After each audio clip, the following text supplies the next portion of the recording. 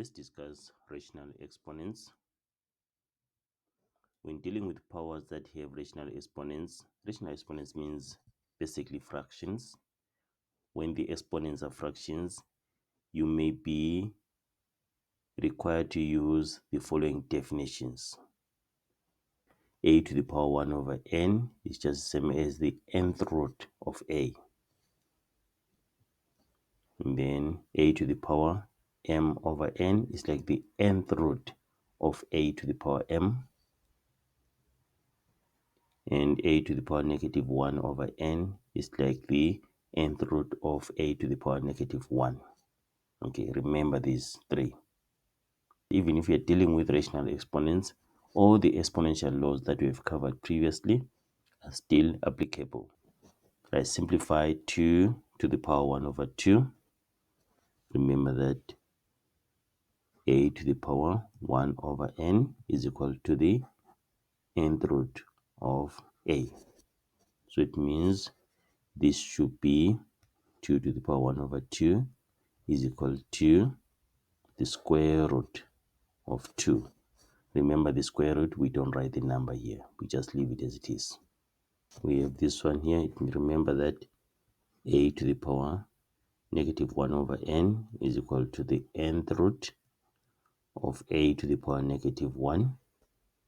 Okay, so it means here a to the power negative 1 over 3 is equal to the cube root of a to the power negative 1. And remember that a to the power negative 1 is what? It's like 1 over 8. And then 1 over 8, cube root of 1 over 8 is 1 over 2. 1 over 2, because remember, 1 over 8 is just the same as 1 over 2 cubed, which will be the same as 1 over 2 cubed like this. So the cube root of 1 over 2 cubed is equal to 1 over 2. The cube root and the cube, they cancel each other out.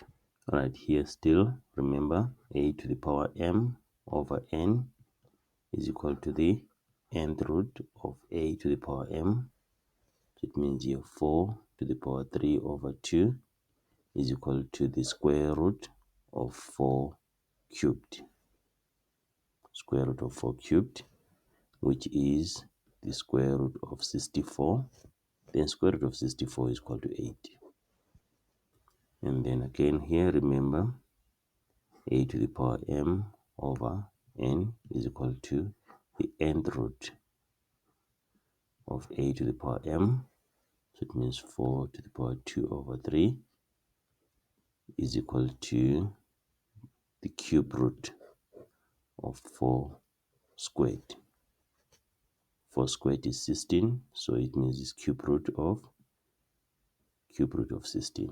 We cannot simplify it further than that. We leave it as it is.